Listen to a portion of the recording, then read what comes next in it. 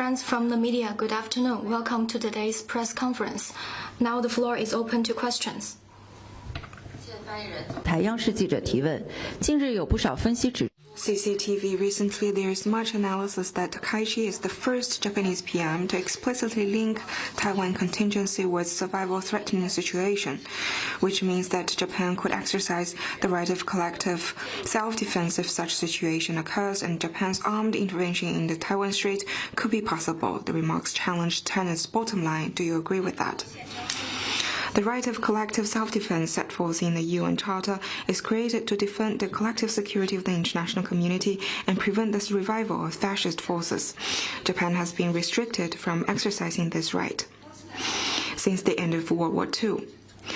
The Potsdam Declaration clearly states that Japan should not rearm. Japan commits in its constitution to forever re-announcing war and the threat or use of force as means of settling international disputes, and established the exclusively self-defense-oriented principle. Together, they codified Japan's obligations as a defeated country.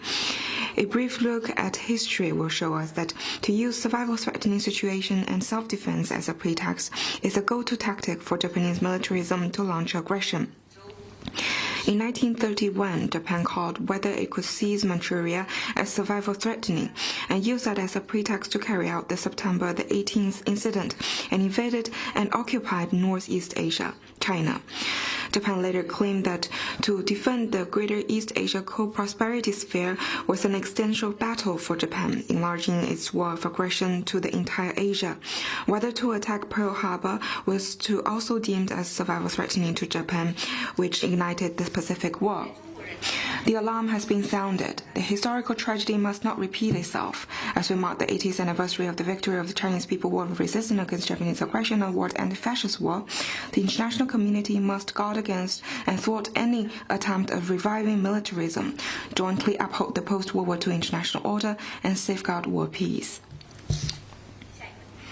Next one, please. Thank you. Sky News in the UK. 天空。昨天，军情五处向英国的一些政治家发出了新的警告，称中国的特工正在试图收集影响英国国家安全的信息。在英国有很多的中国特工和间谍行为。近期有很多关于此话题的讨论，这对于中英关系、双边关系有什么样的影响？ China has stated its position more than once. We firmly reject such vilification that has no factual basis and projects one's own mentality onto China. Judgment based on disinformation will only lead to the wrong path. China never interferes in the internal affairs of other countries and has no interest to collect so-called intelligence from the British Parliament. Next one, please. 谢谢发言。谢谢发言。李伯忠安慰。China Arab TV. Yesterday, Foreign Minister Wang Yi met with the Secretary General of the Arab League, Gate, and he said that the second China-Arab States Summit will be held next year. And what preparations is China making for the summit next year? Last May, President Xi attended the 10th Ministerial Conference of the China-Arab States Cooperation Forum and delivered a keynote speech and declared that China will hold the second China-Arab Summit in 2026. Yesterday, Foreign Minister Wang Yi had in-depth communication with the Secretary of Arab League. Currently, the preparation for the summit has been progressed in an orderly manner. Next one, please. CGTN 提问：当地时间 On November the 18th local time, the 80th session of the UN General Assembly deliberated on the reform of the Security Council. The Chinese representative explicitly pointed out that Japan is totally unqualified to seek a permanent seat on the Security Council. What's your comment? According to the UN Charter, the Security Council bears primary responsibility for the maintenance of international peace and security. Japan waged a war of aggression during the Second World War, inflicting profound sufferings to the people of Asia and the world. Up to now, Japan still has not fully repented for its war crimes. Some in Japan still advocate a wrong view on World War II history, pay tribute to the Yasukuni Shrine, and distort, deny, and even whitewash Japan's history of aggression. The wrongful remarks recently made by Japanese PM on Taiwan grossly interfere in China's internal affairs, trample on the international law and basic norms in international relations, and challenge the post-World War II international order. Such a country is incapable of taking up the responsibility for maintaining international peace and security, and unqualified to become a permanent member of the Security Council. 法新社台湾的检方称6名中国大陆人违反了国家安全相关条例，中方对此有何评论？一下你的问题。Could you please repeat your question? Taiwanese prosecution. 台湾检方对6名人宣布了违反国家安全的罪名，其中1名是来自中国大陆，中方对此有何评论？不是一个。This is not a diplomatic issue. Next one, please. NHK 据了解。NHK, we've learned that China has notified Japan that it will suspend the import of Japanese aquatic products. Can you share with us the details and reasons? As far as I know, Japan previously promised to deliver the responsibility of the aquatic products to China. This is the precondition for the export of Japanese aquatic products to China, but Japan currently did not fulfill its obligation of supervision and did not provide the basic materials. I would like to stress that recently the remarks made by the Japanese PM has triggered the outrage of Chinese people. Currently, even the products are exported to China, there will be no market. Next one, please. 日前，上海合作组。The 24th meeting of the Council of Heads of Government of Member States of the Shanghai Cooperation Organization was held in Moscow, and Premier Li Qiang attended the meeting. Could you share more information? The meeting of the Council of Heads of Government of Member States of the SCO held yesterday was a full success. Leaders of participating countries had an in-depth discussion on implementing the outcomes of the SCO summit in Tianjin, deepening cooperation in various fields, and institution building of the organization. Premier Li Qiang said that as an important player in building and reforming the global governance system, the SCO is equipped and capable of jointly implementing the global governance initiative. The SCO should focus on key areas of development and security to promote universal security and lasting peace, and build an open and inclusive world economy. The SCO should achieve sustainable development by fostering the developing new drivers and promoting green and low-carbon transition. China stands ready to work with all parties to further enhance the SCO's cohesion, capacity for action and influence, and continuously make the SCO better and stronger. Leaders of participating countries spoke highly of the contributions made at the SCO summit to the high-quality development of the SCO.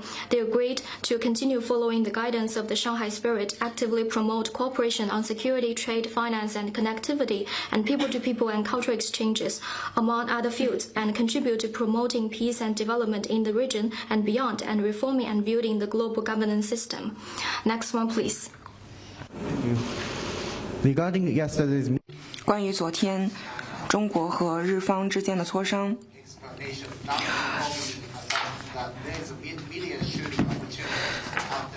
中方并没有提到说该活动可以被拍摄，中方对此有何评论？ First, China did not arrange media organizations to shoot the activity you just mentioned. I also noted that most of the reporters at the scene are from Japanese media outlets. Next one, please.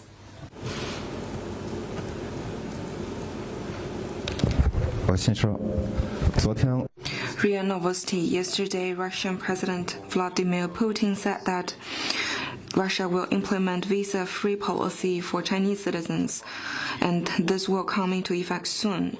What's your comment on that, and do you expect more Chinese tourists to Russia?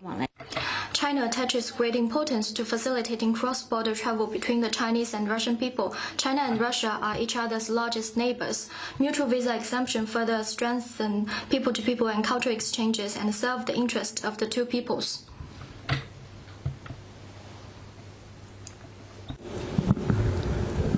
Thank you. Question from Reuters. 路透社昨天，内阁长官称，日本的首相并不会收回涉台的一些言论，而且这一言论与政府的立场一致，中方对此有何评论？ I'd stress that the wrongful remarks on Taiwan by Japanese PM undermines the political foundation of the bilateral relations and triggered the outrage of Chinese people. We urge Japan to retract the wrongful remarks and stop stirring up troubles in this regard. Take concrete actions to safeguard the political foundation of the bilateral relations. If Japan refuse to retract those remarks, China will take serious countermeasures, and all the consequences will be borne by the Japanese side.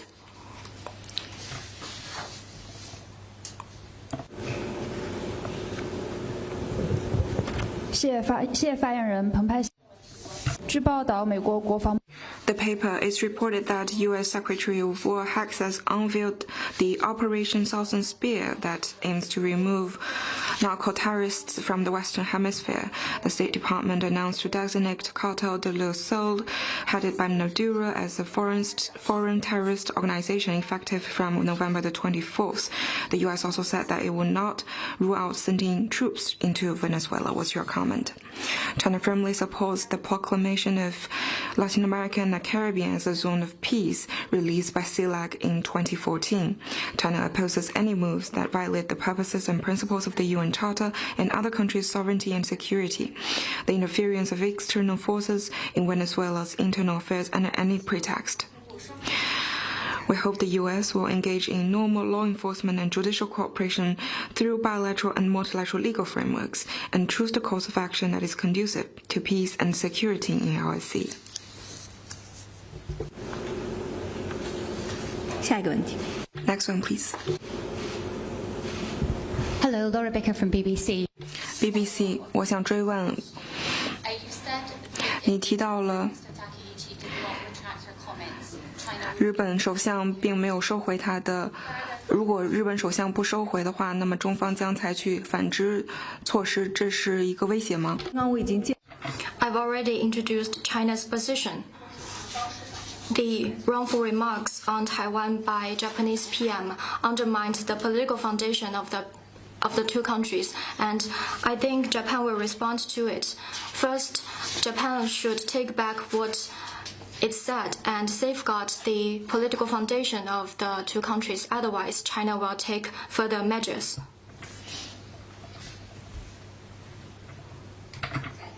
Next one, please.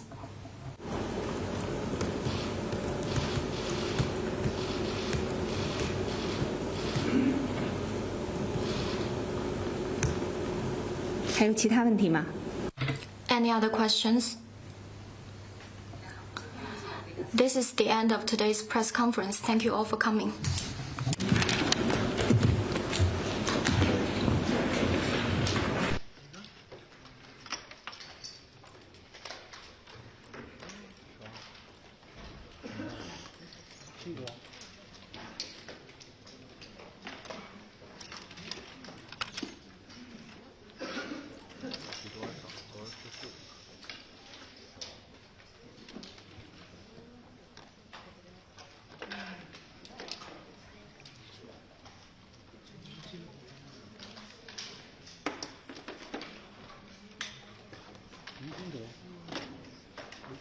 ありがとうございます。